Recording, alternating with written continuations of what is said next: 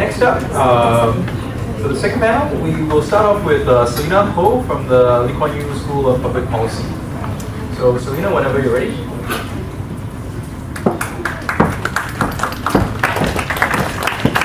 Okay, hello.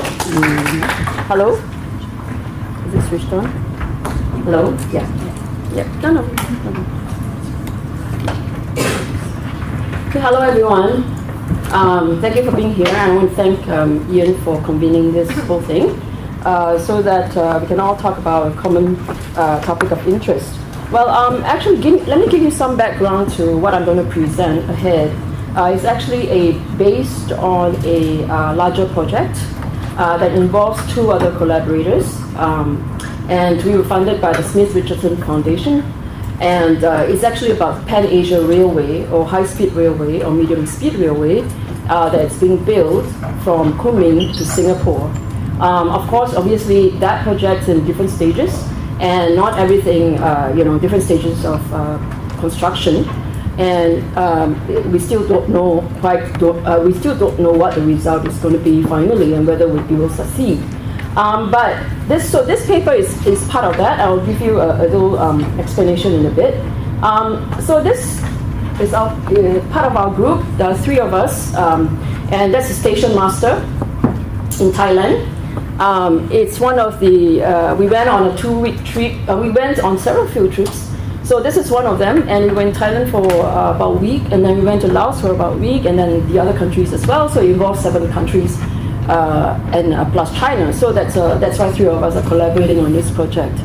This is a station master. It's an old station, old train station, so it's not the new one. When we were there, the Thailand one is still not built yet. It's in the process of being built. These are some of the pictures that we also got from the Laos part of the project. As you can see, in Laos, they already started excavating and digging through tunnels. This is only part of the process. That's the picture at the bottom. And the Zhongtiebaju Jituan, which is the 8th China Railway Group, is one of the companies that's involved in construction in Laos. And of course, we ended our wonderful trip to Laos in Luang Prabang. There's a beautiful waterfall there. Singapore has a direct flight there, so anyone who wants to go for a nice resort holiday, very quiet, read a book, that's the place to be. This is the ECRL, the East Coast Railing. We kind of sneaked into the place because our driver was someone who knew the guard at rather they are from the same hometown. So we managed to get in, but we couldn't see the construction of it, obviously. But the front part was a company, and you can see all these slogans of the CCC, corporation, corporate culture, what they stand for. And plans of all these plans were all on signboards there, showing what they intend to build. And these things we can see, but the construction at the back, we couldn't get to it. Now, so let me explain what this paper is about. This is this paper that I'm working on. I've been working on it since last year, and it's actually a spin-off from this larger book project that we're working on. And at the moment, I'm not terribly happy with it, so I'm hoping that I can get some feedback and comments to improve the draft, and also to, if there are new directions that I can go on this, whether in collaboration with someone or new directions that any of you could think of. So let me explain what is the importance of infrastructures. Right? So infrastructure construction, I believe, have a strong transformative effect. If you think about the transcontinental railway that was built in the United States in 1869 from the East Coast to the West Coast, that totally transformed the American economy. And if you look at places like in China, ancient China, you have the Great Wall of China. Right? So the Great Wall of China is not just an engineering feat to keep out the barbarians, at bay, but it's also about the ability of the Chinese state, the imperial state, to mobilize resources and to use that to show its prowess to the outside world. So infrastructure, in my argument, is actually a form of power that states can wield domestically and internationally to shape outcomes and constitute social relations. Let me explain a bit more what I mean. So let me start by asking, saying what are my research questions? What is infrastructure power? How does China demonstrate infrastructure power? And under what conditions is China more effective in projecting its infrastructure power? To what extent is China's infrastructure power able to shape regional governance in Southeast Asia? Now, my argument is that infrastructure power, I defined it as the ability of the state to use its infrastructure building knowledge, okay, which is the premise for infrastructure power, to first of all set the agenda for governance, second of all, to form the frameworks by which other states interact with each other and non-state actors, and the third point about infrastructure power is to constitute social relations such that weaker states accept the asymmetric disadvantages vis-a-vis the dominant state. Now, infrastructure power is useful for a rising state to assuage concerns because it's not a direct form of power. It's not coercive power. It's an indirect form of power that shapes the context where other states need to interact in. And it's exercised through this infrastructure construction. If infrastructure power is an indirect form of power, exercised through infrastructure construction, and it is one of those lesser cost kind of projection of power. It offers benefits to subordinate states. Okay, and the theoretical framework that I use in this paper is drawn from the works of Susan Strange. Susan Strange structural power. Okay, she has 4 structures, and Barnard and Duval's taxonomy of power. So as you can see, A and B, the first line, A, and then A and B, that's actually taken from Susan Strange, but she left out the third part, which I thought was very important, because if you are able to get weaker states to accept the asymmetrical disadvantage vis-a-vis the dominant state, it's actually the most cost-effective way of achieving dominance. Okay, and that is drawn from the third definition is drawn from Barnard and Duval. So I also make the argument that 2 specific conditions must exist in order for China to exercise infrastructural power. One is that the fit of values and ideas and norms propagated by China's rural projects to the Southeast Asian context. Amitav Acharya did say that those norms and values that fit better with local context tend to be more successful. Okay? The other condition is that there should be a lack of alternative options to Chinese capital and technology. So are there alternatives? And I think the answer is that we do have some alternatives here. Okay? China's ability to use infrastructure to shape governance, I argue, is growing, but not unqualified. It is more successful in A and B, the first A and B, the setting the agenda, structuring the framework by which others interact. But it's less successful in C, which is that in getting Southeast Asian states to accept the subordinate position and asymmetrical disadvantages vis-a-vis itself. Now, in this paper itself, of course, for the book project, there are a lot more cases that are being explored. But for this paper itself, I actually focus on 3: Bhutan to Vientiane in Laos, Bhutan in Vientiane in Laos, Nong Khai and back to Bangkok in Thailand, and Jakarta Bandung in Indonesia. So why focus on HSR? Well, high-speed railways are part of BRI. The Jakarta Bandung one, the high-speed railway, is actually not listed under one of the BRI projects, but I believe the Bhutan, Vientiane, Nong Khai, Bangkok ones are. And HSRs actually have economic and strategic value. It's not just about calculations of whether there are returns on the project, which actually is very high risk for HSR projects, but more in terms of the strategic value that HSRs bring along, because it's a game changer for regional connectivity. The country who exports the technology, who exports the infrastructure construction skills, is actually going to be the one that is going to be able to influence how the region governs itself and how the region interacts with each other. And this country, this technology exporting, infrastructure exporting country is able to project its power beyond its national boundaries. Just to show some maps so you can visualize for yourself what the Laos construction is about. So Bhutan is a very interesting place. It has a casino. Casino has gone away. The casino is mainly the people who come here to go to the casinos actually from the other side of the border, which is in China. Okay, so it's a very interesting place. It's 70% ethnically Chinese. Not fresh Chinese immigrants, but basically people who have been, Chinese have been living there for a long time. But of course, there are also fresh Chinese coming in. And the Chinese presence is very large at Bhutan, trucks and all that coming in. And it leads all the way to Vientiane, which is where the Mekong is and where it's close to Bangkok, okay? To Thailand. And then this is the Jakarta-Bandung high-speed railway. So it has several stations. This is a very, very short one. By itself, it does not make any sense to construct, okay? It only makes sense if it goes all the way to Surabaya. And Japan is actually constructing the other part of it, the Bandung-Surabaya part.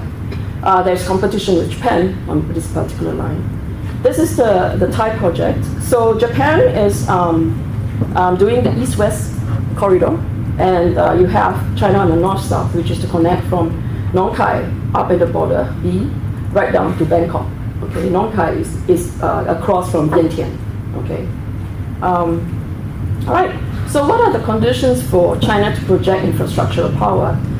One of the two things that we need to examine is whether the Chinese ideas, beliefs, and norms actually appeal to Southeast Asian countries, and whether there is substantive competition from other major powers. So appeal to Chinese ideas, beliefs, and norms. If you think about, global governance rules, right? Global governance rules and norms, you think about the importance of non-state actors in governance. And you think about the set of norms that is considered to be good governance: human rights, democracy, accountability, transparency, and the rule of law. Chinese railway projects promote other types of norms. Okay, it promotes bilateralism as opposed to multilateralism. It promotes non-interference in domestic affairs. Basically, China doesn't care about what kind of political systems you have. You don't have to have human rights, democracy, accountability, and transparency, and rule of law. Okay, for China to invest or to lend you money. Centrality of national governments. So national governments, when China negotiate projects with the host countries, the recipient countries, the negotiations are with national government. There is no engagement of civil society. There is no engagement of local governments. It's just with national governments. And usually these deals are struck when someone visits, Jokowi visits China, or Prayu visits China, okay, or somebody comes to the host countries. So these deals are struck at the highest levels of government. And what we found is that it's actually a critical mass of followers. I mean, if you want to be a dominant state, you need to have followers. So there's actually a critical mass of followers who kind of believe and agree with China on these norms and values. You have Jokowi saying that the idea that global economic problems can only be solved through the World Bank, IMF, and ADB is obsolete and must be abandoned. He asked China to put the AIB's headquarters in Jakarta in the same speech. Okay. Competition from other major powers. Japan is the main competitor. I think I briefly mentioned that. The East-West corridor, Japan is interested in building. Its technology is regarded to be superior, supposed to have a perfect safety record. And in Thailand, Japan is involved in two HSR projects, Bangkok and the East-West line, to Chiang Mai and the East-West line. They're also working on the mass transit system in Thailand and Ho Chi Minh City. And they're interested in the Jakarta-Surabaya project, which they eventually got. Okay. And as a result of the kind of terms that China is giving to the host countries, Japan has to compete. So what does it do? It ups its game. So it's pledged funding of 110 billion. The government also provides diplomatic and financial backing for its HSR companies, and Japanese focusing on the East-West route, as I mentioned a few times. Countries want to balance Chinese influence. There are worries that Chinese control of critical infrastructures will give China substantial political and strategic leverage. Now, so what is the impact of Chinese infrastructure power on regional order and governance? Well, so like I said just now, there's more success in A and B rather than in C. There's some pushbacks, okay, from the region. Countries do not necessarily accept the asymmetrical disadvantages, the vis-a-vis China. So let's look at agenda setting, the A, okay? So let's look at Susan Strange's finance structure. And the Chinese came out with a whole slew of financial structures listed there. And these provide platforms for China to shape existing norms and lending practices. They are not tied to public considerations and policy prescriptions. There were no questions whether rigorous standards will be upheld. And AIB has been doing quite well so far, but the standards for the BRI project, for the construction that's going on for the Pan-Asian Railway, is also in question. And it presents sort of a potential challenge to ADB, IMF, and World Bank in the financial structure by being an alternative source of loans. And it's beginning to change lending and credit rules of other countries. Japan, in reaction to losing the Jakarta-Bandung Railway, which was originally, Japan was the front runner for it, and at the last minute, the Chinese came in and Jokowi gave the Chinese the project. In reaction to these kind of competition, Japan has actually relaxed credit rules, shortening the time for processing loans, and also that there's no need to offer state guarantees, no need for state guarantees now for their yen loans. So production structure in two aspects. The Chinese developmental model is a supply-driven one, which is the idea in those Chinese words that if you want to be rich, you need to construct routes. Okay, this is something that they have been saying all the time. So infrastructure in place first, even if there's no demand right then. For China, it's something that has learned from its own development, and this resonates a lot with Laos in the sense that when we went to talk to the people in Laos, the government officials, they say, yeah, we know about all the problems. We know about the debt that we're going to accrue. Our GDP is, the railway is half of our GDP in 2015. They know that. But their calculation is, if this project, the Pan-Asian Railway, really happens, and Laos is missing in that project, they're going to lose out. Okay, they're going to lose out. They don't want to lose out. Okay, and that's the gamble and the risk that they're willing to take in order to develop, because it's a very underdeveloped country. And Indonesia, again, you have people who believe in that kind of developmental model. Well, the other part of it is that China has control over the factors of production, whether it's in terms of labor, materials, limited technology transfer, and you have a rolling stocks company that is building its headquarters and companies in this region. Now, so how about the framework by which others relate? Well, first of all, bilateralism. Most of these projects are conducted on a bilateral basis. There is no multilateral engagement. One of the issues that will crop up is what happens to ASEAN's centrality, and specifically, what happens to ASEAN's master plan for regional connectivity for 2025. And then, there is no connection. ASEAN's master plan might be removed or displaced.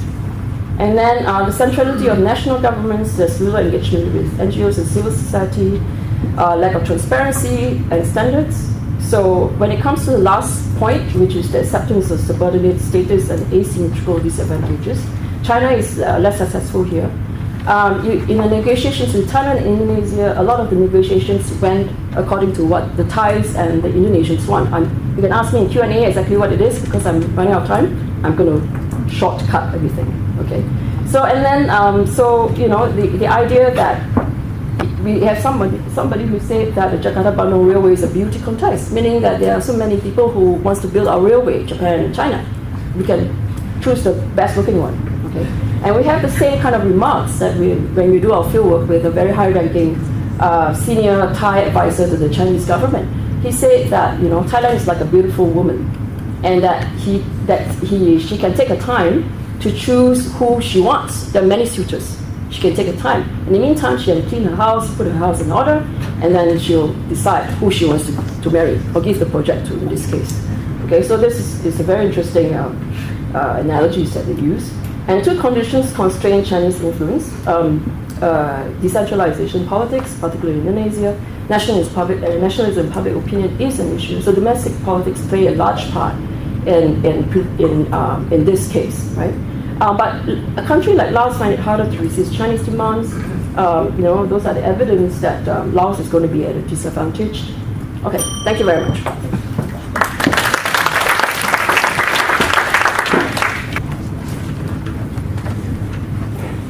Okay, good afternoon. Thank you for being here. My name is Qi Hang, and I recently graduated from Yale-NUS College with honors in Global Affairs and Economics. Today I'll be presenting my graduating capstone research project called Diagnosing the Belt and Road Initiative in Malaysia, China's intentional design or poor implementation. I'll begin my presentation with two interesting puzzles and then two research questions. My research design of comparative case studies and mixed methods, and then moving on to developing a causal framework and analysis, and lastly, the greater implication of my study on China's long-term challenges. Let us first begin by understanding the rhetorical basis of the BRI. So Beijing has conceptualized the BRI under remarkable consistency, framing under 6 key principles of openness, peaceful cooperation, harmony and inclusivity, mutual learning and benefit, as well as voluntary participation. With any given policy, some deviations from the rhetoric is to be expected, but the gap between rhetoric and implementation seems very high in several key projects. This is a structural puzzle, so since 2017, debt has been going up and key partner governments have been renegotiating contracts. A second and empirical puzzle presents itself in Malaysia, one of these key BRI partners. Since Mahathir and his coalition, Pakatan Harapan, or PH, won the general election 14 in May 2018 in an upset, they have responded to two very similar BRI projects in Malaysia quite differently. While Mahathir PH eventually cancelled the East Coast Rail Link, and recently they reinstated it with major revisions, they left the Malacca Gateway largely status quo. So from these two puzzles emerge my two research questions. First, why did Mahathir PH respond so differently? Second, how did China find itself with the problem of high rhetoric implementation gap along the BRI? So let's first begin by looking at what existing literature says about the BRI, and in particular Chinese strategic objectives. So within the literature, discussions of these objectives remain highly descriptive. There is very little distinction of which strategic objectives might be the most important to China, nor is there much discussion about how these objectives might interact with each other within these projects, whether there is synergy or tension between them. Now, on the other hand, while most of the existing literature is very much China-centric, only a select few studies approach the BRI from the perspective of partner countries, and even fewer adopt a micro-level project analysis. One such work is The Political Economy of a Rising China in Southeast Asia, Malaysia's Response to the BRI, published in late 2018 by Liu Hong and Lim Guan Yi from NTU. This paper is significant to my study, as I will explain later. So there are some very important gaps in the literature to fill. First, while most works look at the interactions between Chinese bureaucracies and organizations, I actually take a more behavioralist approach to looking at objectives instead of actors. Second, I built a causal framework to explain to compare two projects on the micro level, which is something that in an approach that is severely lacking right now. Third, instead of approaching the BRI from either Chinese or partner perspective, I actually do both. And lastly, while most works engage in English medium sources, I use the mix of both English and Chinese ones. Okay. This. Okay, so let me talk a little bit about my research design and my case selection. So why did I choose Malaysia? Malaysia is the typical case in the sense that it's very representative of the ideal BRI partner. It has a very large emerging market, very hungry for infrastructure investment, friendly regime in Najib and UMNO, its strategic location in ASEAN, being adjacent to the Strait of Malacca, through which 80% of Chinese energy demand flows through, bears great geopolitical significance. Malaysia also represents the atypical case, where electoral realignment has drastically derailed a very important BRI project, while some other partner countries like Pakistan and Sri Lanka have also been quite vocal in pushing back against China. Only in Malaysia has a big ticket item been categorically cancelled and then recently reinstated. Studying Malaysia presents an opportunity to look at what happens on the extreme end of the spectrum. Within Malaysia, I chose to focus on the ECRL and Malacca Gateway marked in red on a map, for two principal reasons. One is the economic valuation. They are the most and the second most expensive projects anywhere in this region. Second, the connectivity to both the overland belt and the maritime road present high geopolitical value to both Malaysia and China, which is why both projects are very representative of the BRI. On the other hand, the Lim and Liu paper, which I referenced earlier, compares the ECRL to two smaller projects marked in blue on the map, the Forest City and Bandar, Malaysia, which are arguably, in my opinion, not BRI projects because they're not immediately connectivity-centric, nor are they major transportation hubs. So for this reason, my paper builds upon but modifies Lim and Liu's case selection, which I will further elaborate in my methodology. So I primarily use Mill's method of difference to compare the two case studies. But before doing so, I needed to actually work through the case studies chronologically using process tracing. As part of my mixed methods, I engage in media analysis primarily, largely contained to Malaysian newspapers as well as regional publications such as the Straits Times and South China Morning Post. I also conducted 11 interviews with journalists, policy practitioners, and academics in both Chinese and English who held positions in, but not limited to, Asia Society in New York, Chinese University of Hong Kong, CUHK, Singapore Institute of International Affairs, South China Morning Post, Enterprise Singapore. 5 of my interviews, including journalists, infrastructure financiers, and a former Najib policy advisor, spoke candidly only upon conditions of anonymity. Lastly, I conducted primary archival research at the University Service Center at CUHK, looking at hard copies of Chinese think tank publications that are actually not circulated outside of mainland China or online as an approximation for current policy paradigm within China. Okay, so as an important part of my methods, as I previously mentioned, I'll be building upon Liu and Lim's framework. So this is the original 3-variable theoretical framework through which they compared the 3 case studies that they selected.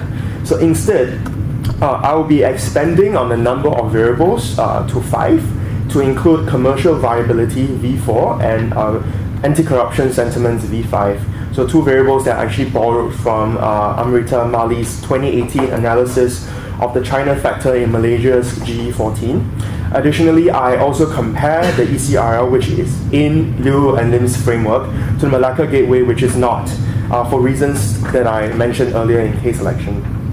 So let's keep this comparative case study in mind and let us look at the basic facts of the 2 cases. The map in the middle once again shows the locations of the 2 projects. On the left, we can see the Malacca Gateway.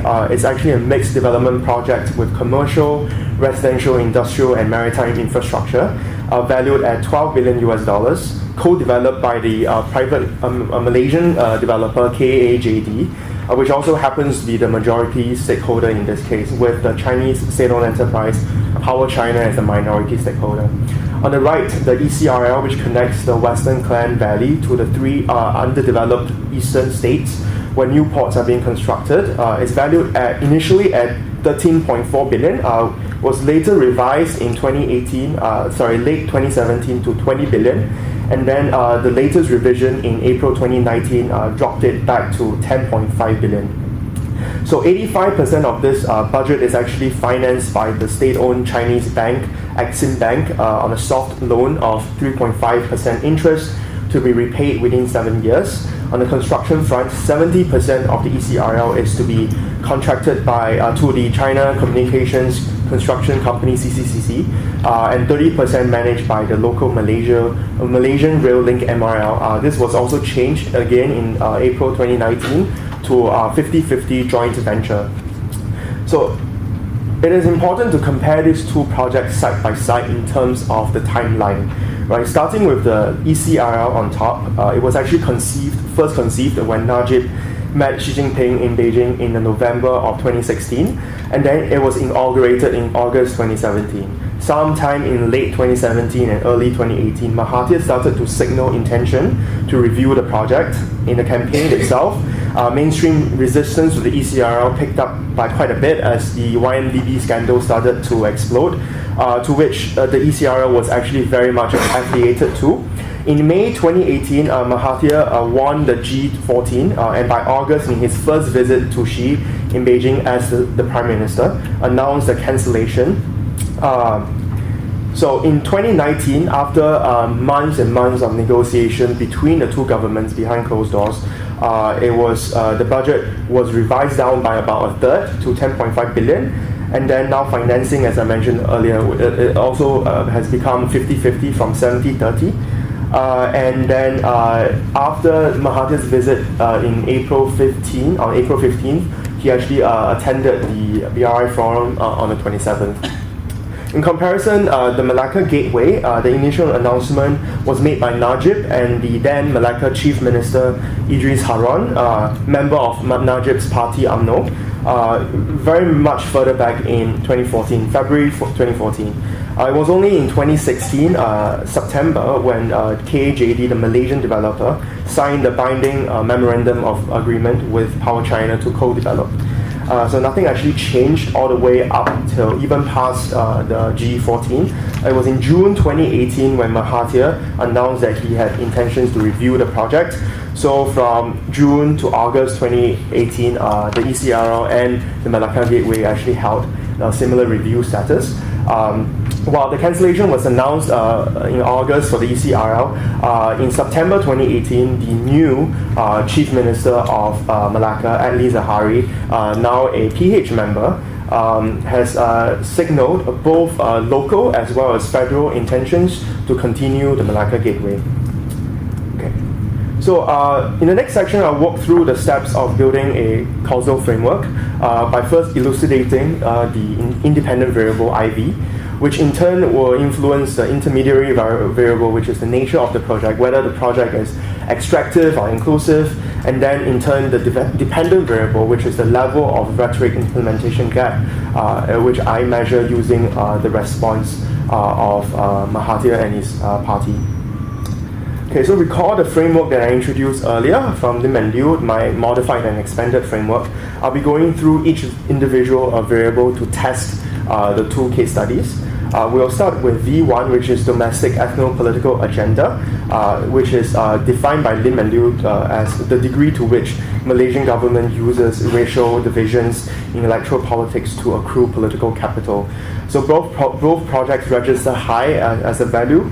For the ECRL, Najib used it as almost an affirmative action policy to consolidate majority Malay support in the eastern states that it passes through. Similarly, for Najib and UMNO, they played up the Chinese heritage, the historical links to Zheng He and the Ming Dynasty, in the Malacca project, and then made explicit ties to the heritage of existing Chinese communities in Malacca. So for V2, state-federal contestation, the tensions in decision-making processes between the central government in Putrajaya and the state governments, both projects registered low in value. For the ECRL, the only Pahang out of the 4 states that the ECRL passes through had a chief minister from Najib's own party, UMNO. The rest are from opposition parties. Yet all 4 chief ministers were very much on board with the ECRL. For the Malacca Gateway, the central government also received very little resistance when it was first initiated by the UMNO Chief Minister of Malacca, Idris Harun.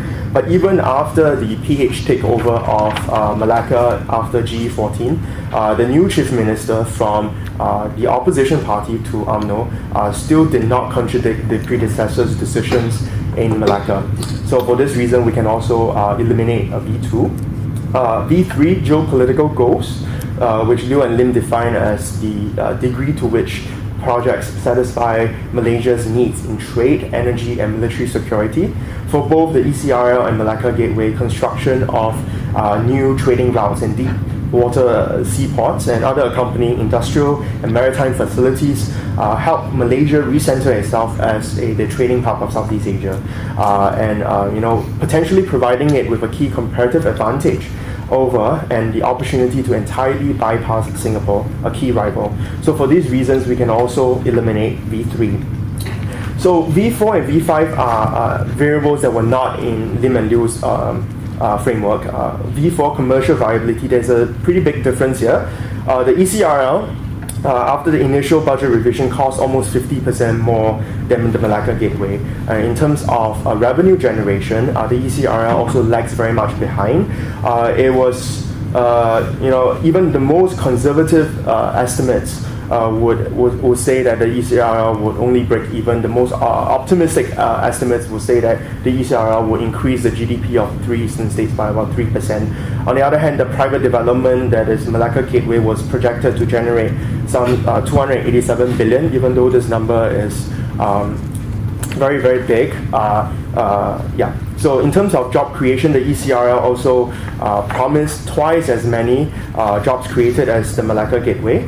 But by mid-2018, there was very little material outcome when Mahathir decided to cancel the project. Okay, so for V5, anti-corruption sentiments, there is an even bigger difference here.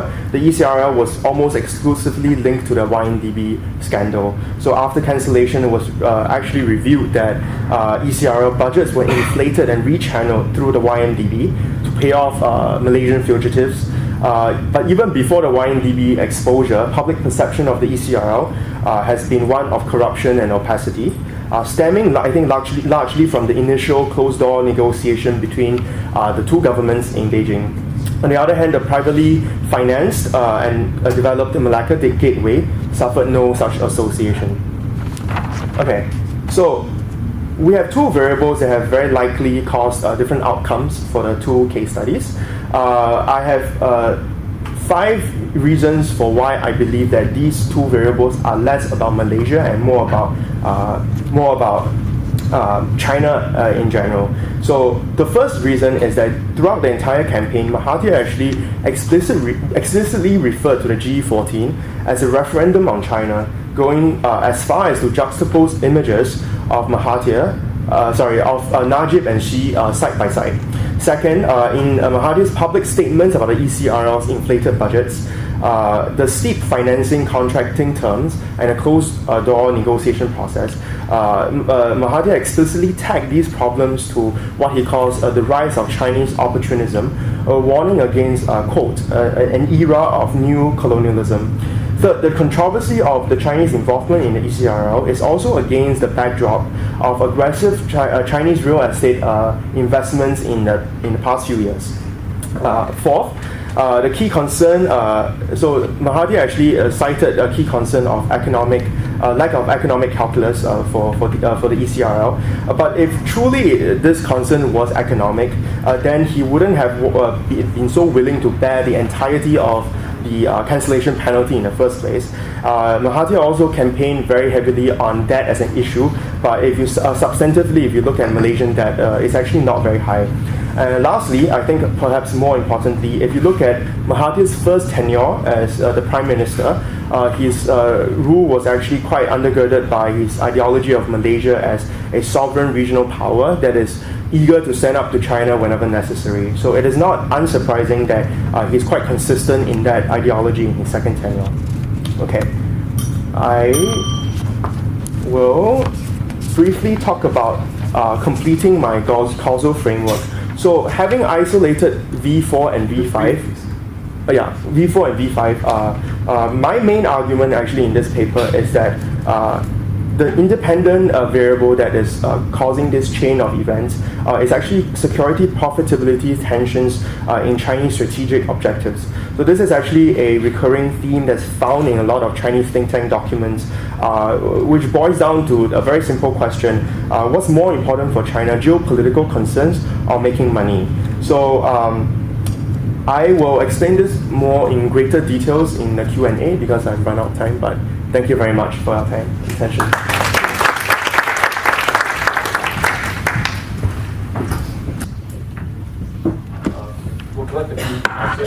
Thanks very much. Great 2 papers. Really enjoyed them. Questions for Selina.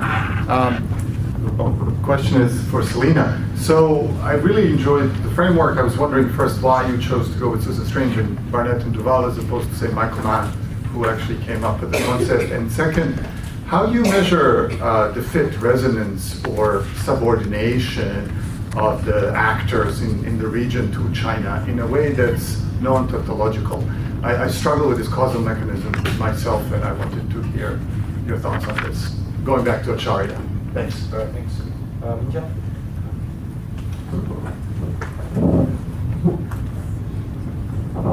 Thank you. Just a short comment, perhaps also a question for Selina as well. I think it's very interesting that you brought out the concept, infrastructural power, and you put much flesh to this bone, right? Concepts. But it's very interesting. I'm just wondering whether you have thought of relating your consideration of infrastructural power to economic statecrafts, economic power, right? Intuitively, I think many people would say this is perhaps part of economic power, and then you have a fairly vast body of literature on economic statecrafts, economic security nexus. Thanks.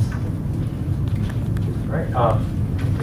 I have a question, two questions for Selina. First is, you argue that infrastructure power switches concerns of China's rise. So let's go back to when Ian, illustrated by using the history.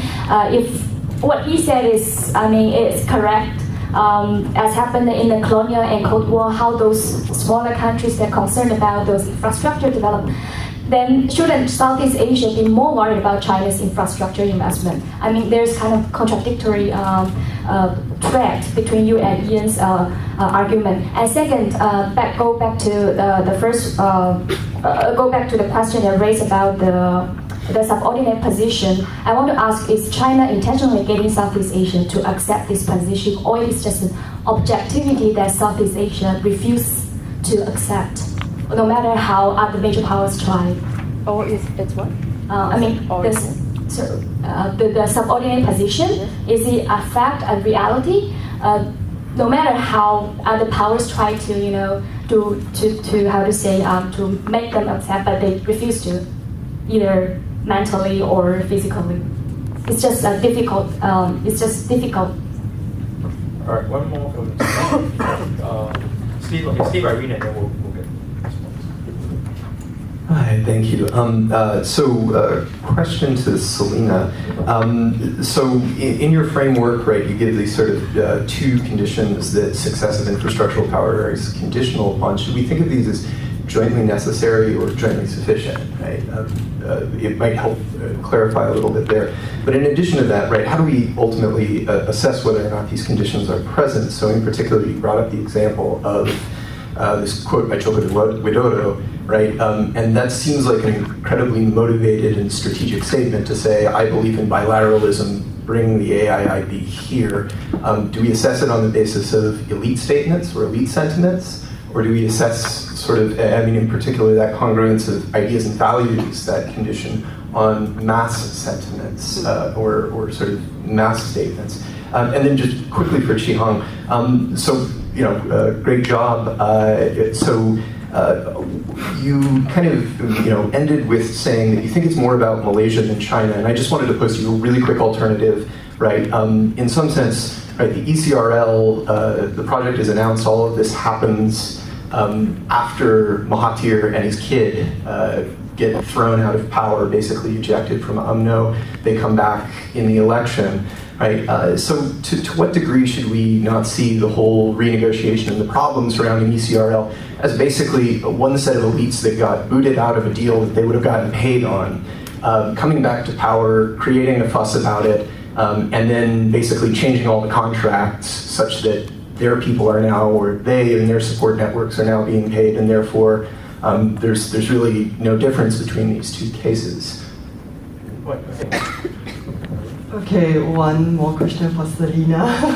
Okay, I have a question regarding regional governance. So, can I take it that your assumption is that there is already an impact on the ASEAN, framework already? Which framework? As in ASEAN centrality, ASEAN not ASEAN norm. centrality, but you mentioned MPAC master plan for ASEAN connectivity and whatever not. So what were your findings? Was there an impact?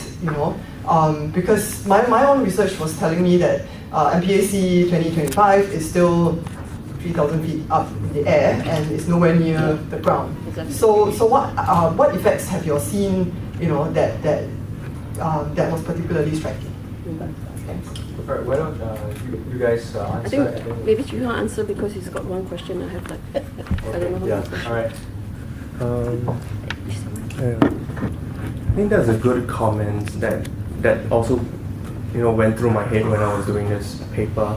But from the people that I've spoken to who have been close to Najib's circles and knows like how Mahathir operates, it seems more like he is really making China a very big part of his calculus here, and it's less so about the domestic politics.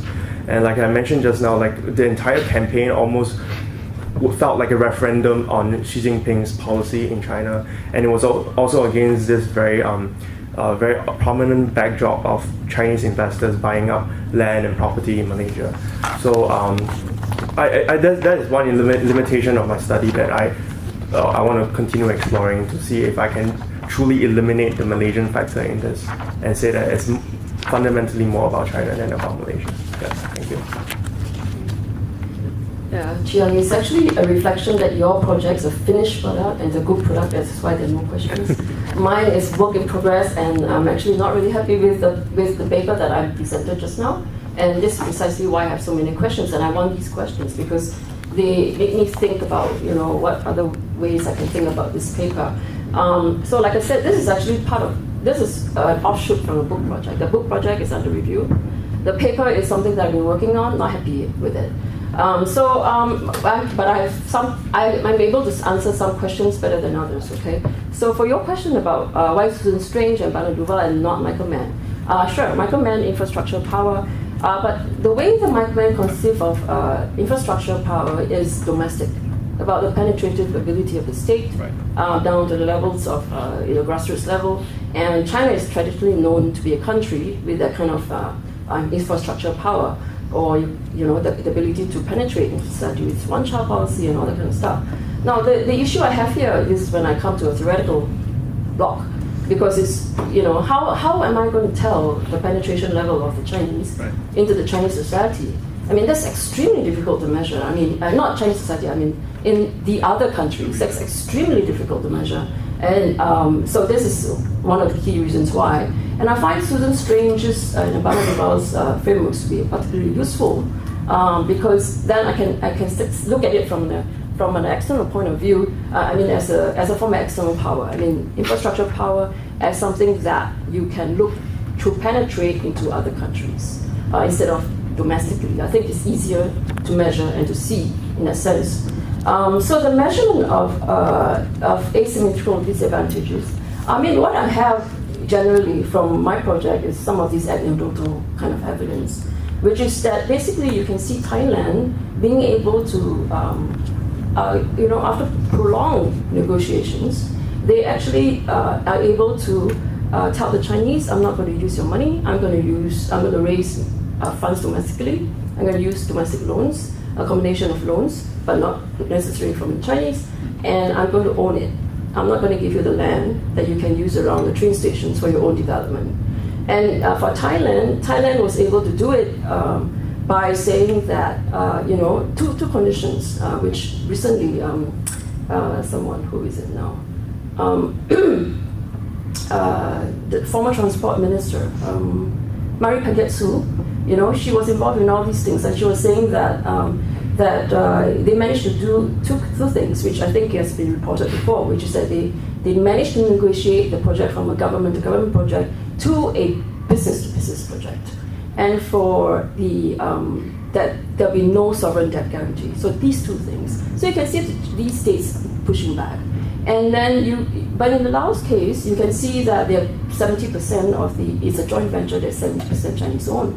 I mean, and then in the end, how do you pay off your debt? You're going to either trade off land, you're going to let the Chinese control the railway tracks, or you're going to have to give up your minerals. You pay minerals, which the Laotians have a lot. So I mean, it's a bit difficult to come up with. I agree with you. It's difficult to come up with all these measurements of asymmetrical disadvantages.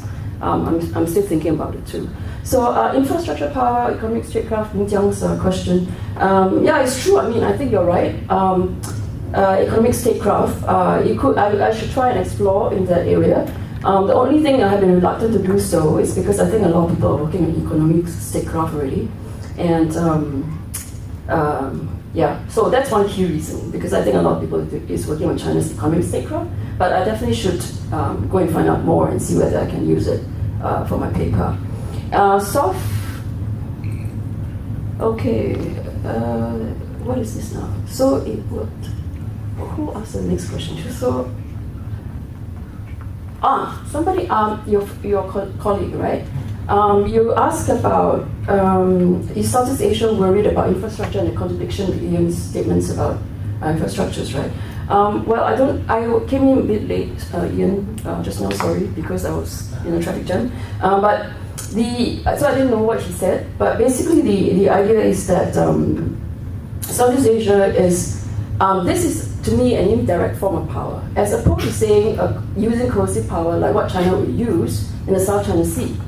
It is about, the way that China sells it is that I'm bringing infrastructure in your country, I am bringing benefits to you, the BRI is a gift to you. I have been to one of those BRI conferences in Thailand before, and they say that, they showcase it as, this is our gift to the region. So I mean, in a way, it's a least costly form of doing it. And the thing about why currently, I don't know about the historical part, but currently, there's a huge amount of resonance in Southeast Asian countries about the need for infrastructure.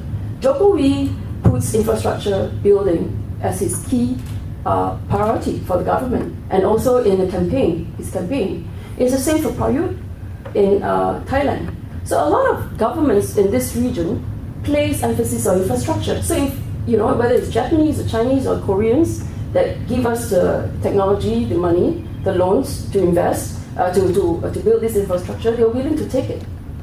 So they don't really see it as a threat, not as a threat. Even for Laos doesn't see it as a threat. Laos sees it as an opportunity.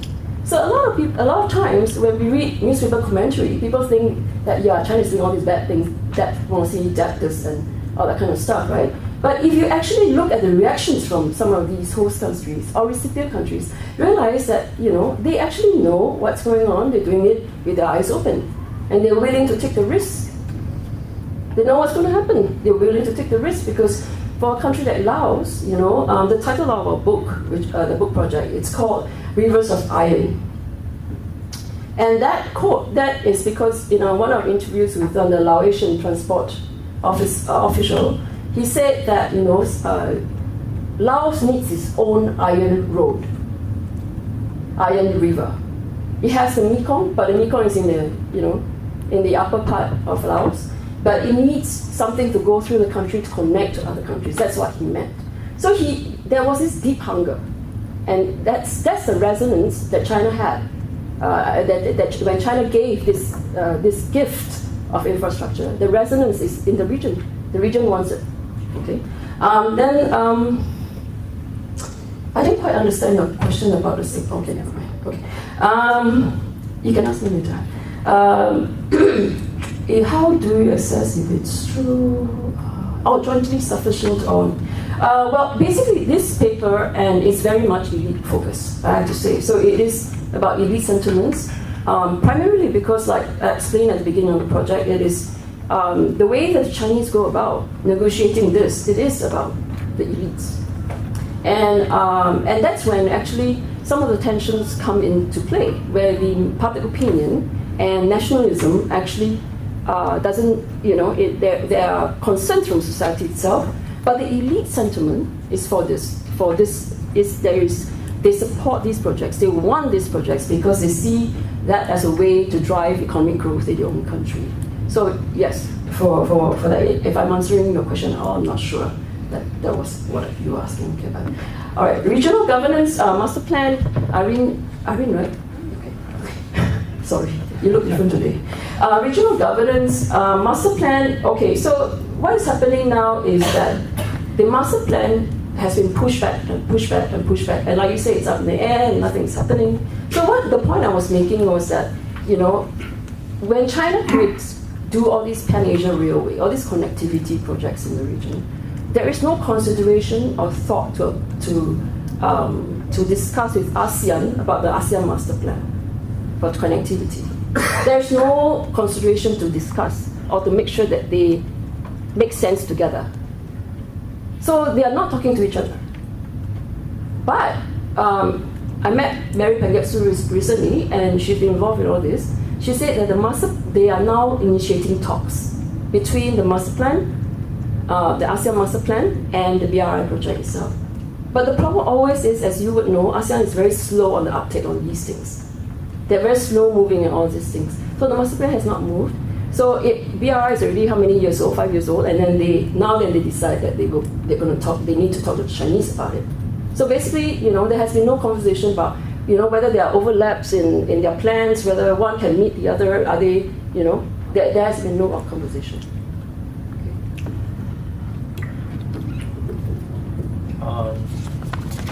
Okay. So one over there, and then we have two more over here. I hope we have a chance to hear a bit more from Qi Hang about what he didn't have the time to cover in the presentation. Right. It sounds like time is coming.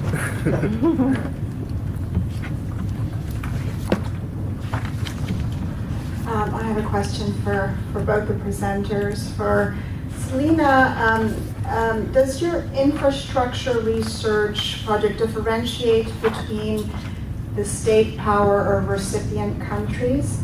So I was just trying to think as you presented about whether one could think of this as a matrix, where on the one hand you would have the power of the, sort of in the region, as well as how strong are these states and how are they able to negotiate vis-a-vis China.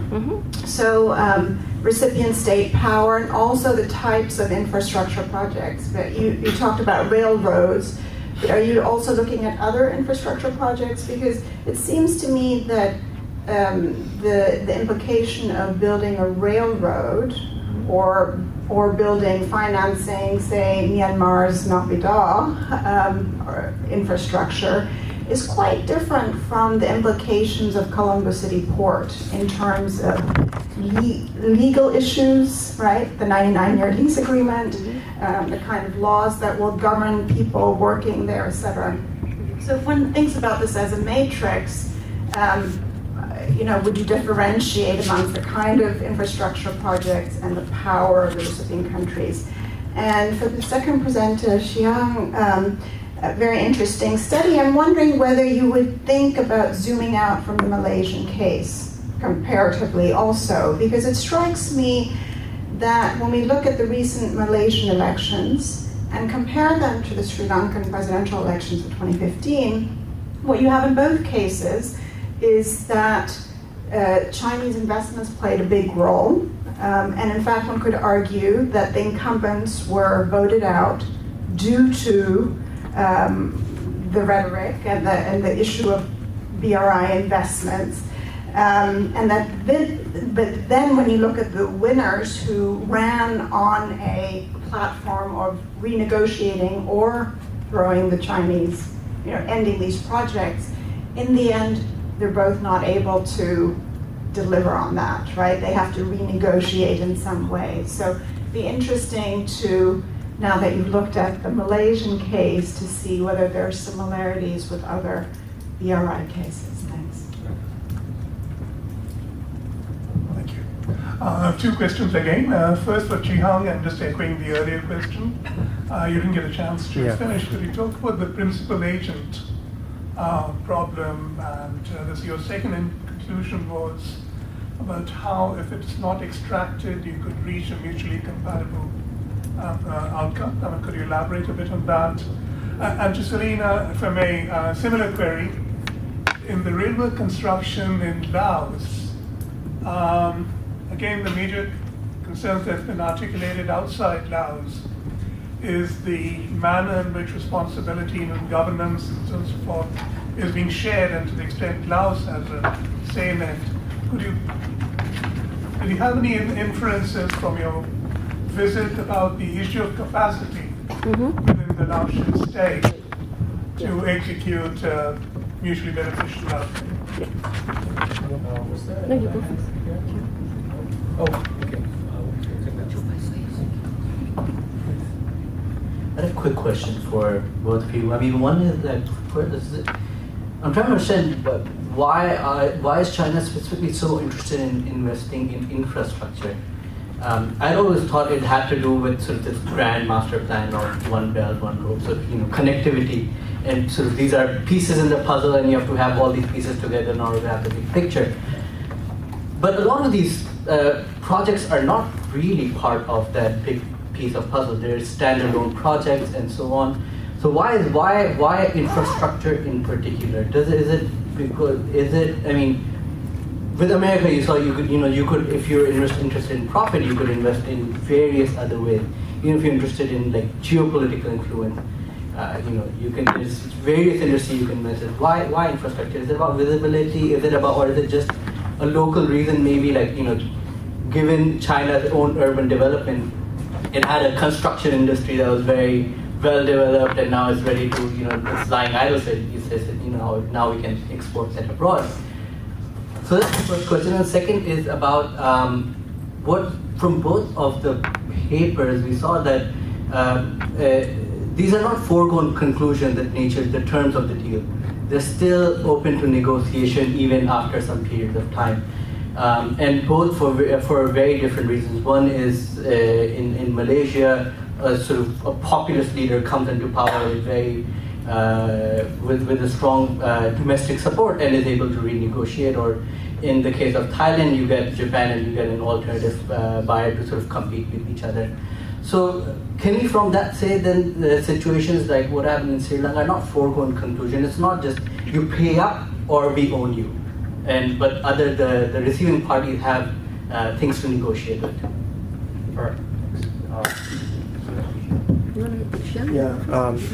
Okay, so basically, before I ran out of time, my main argument is actually this principal-agent problem that you are talking about. So the key difference between the ECRL and the Malacca Gateway is that ECRL was negotiated government to government behind closed doors.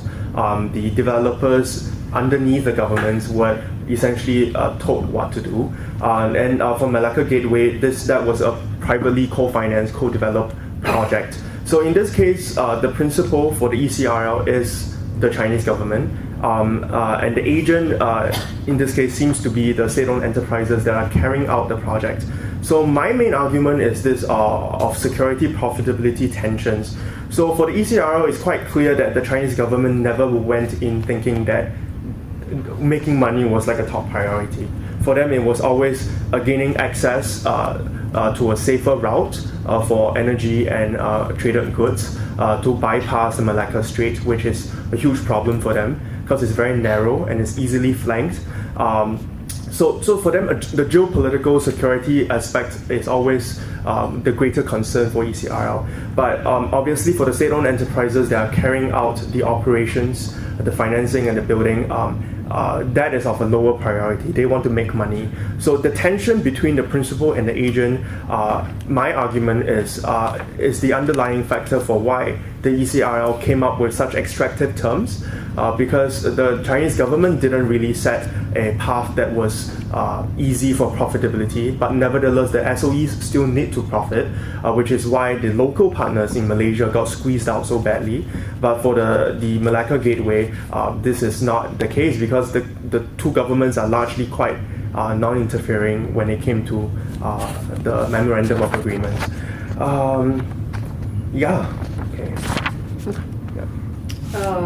Okay, so matrix. Okay, that's best. Stop. We did talk about, so in the book itself, right, we did discuss about state capacity. I think that's what you're talking about, strong states, weak states. So state capacity is one of the variables that impacts on the bargaining power and the bargaining ability of the host countries. So we do look at that. But we only focus on the railway project. So we don't differentiate the book itself. We don't differentiate between, it's just a Pan-Asia railway, and it's nothing to do with the other infrastructure projects. But it is worth a thought, because now that I'm trying to spin off on a paper, I might want to see whether a matrix like that is possible. Thank you very much. And then a question about railroad construction, state capacity about Laos. Yes, that's again, it's not in this paper, but it's actually in the book itself. And Laotian state capacity is one of the key reasons why the project actually went so fast. That's the irony of it. It's because the Chinese are doing everything. And so the Chinese, the feasibility studies, foreign labor, technology, drilling through tunnels, tons and tons of hills, Laos, how it is like. So lots of tunnels, lots of roads, everything is done by the Chinese.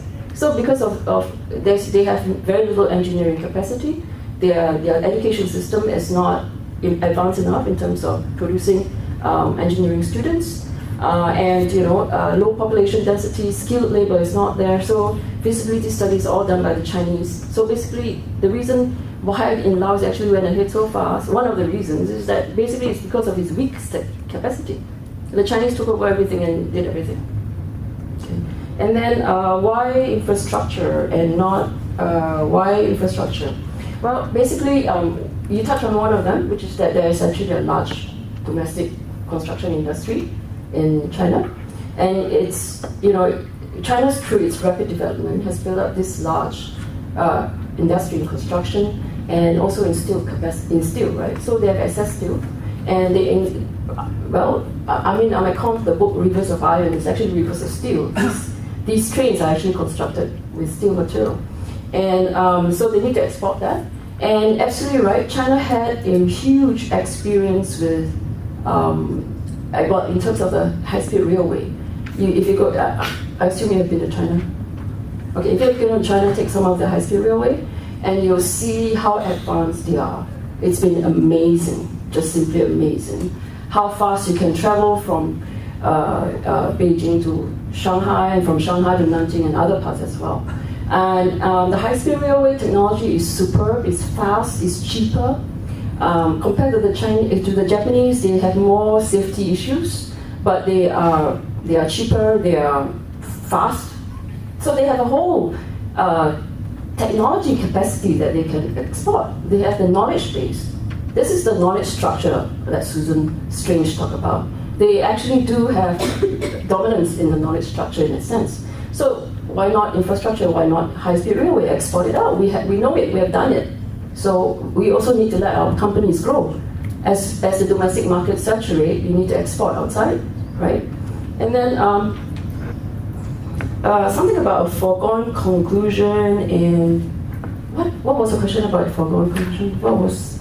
I mean, this question of like, if you can't pay up, then you have to give your land. Like, is that a? No, I don't think it's a foregone conclusion per se.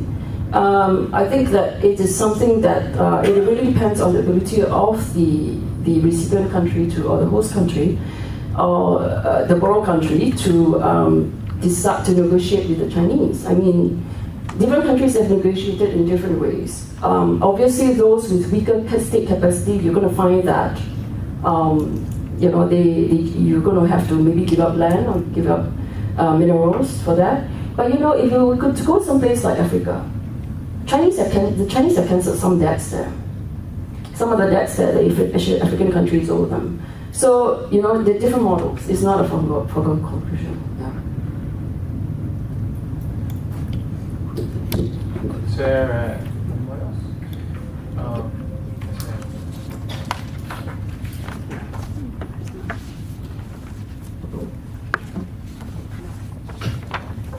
Okay. I have a comment for the second speaker, or two questions. So the first one is you said that you included English and Chinese sources, which I think is great, but what about the Malay sources? So that is could have been worthwhile as well. The second comment relates to how familiar you are with the recent developments of the Malacca Gateway project. Thank you. Okay, so before Chen answers, I think Gongxuan's answer about the contradiction between Selina and I, because Selina missed the part of what I said. I just want to quickly say I actually don't think we're contradictory. Selina looks at the elite. I'm looking at society, so elites or of elites who make a concession or an agreement are only one, and they face contestation elsewhere. So I think Selina sort of alluded to that as well. Sorry. Because I don't speak Malay, so unfortunately I couldn't read the sources. What are the recent developments you're referring to? Actually in the Malacca Gateway project, because I'm asking you, how familiar are you with the recent developments? Because it would also sometimes be worthwhile would sometimes be worthwhile of zooming in. We had the comment of zooming out, which I highly appreciate, but I think you sometimes also have to zoom in to see what's going on the ground. So how familiar are you with the developments? Well, I am familiar with some of the groundwork from people I've spoken to, but I've been keeping track of like what's going on with the project. But if you're really asking me, have I been there and like seen the progress of the construction? No. Yeah. Is there something that you have in mind? Yes, of course I do. Of course. I mean, the developer has a lot of problems with that project. Right. And, well, it's going to court. So I think it is something you should perhaps have a look at when you are writing your paper. Thank you. Okay, so if there's no other questions, I think I've held you guys back from lunch for a while already. So let's break for lunch and come back for the last session after that. Thank you so much.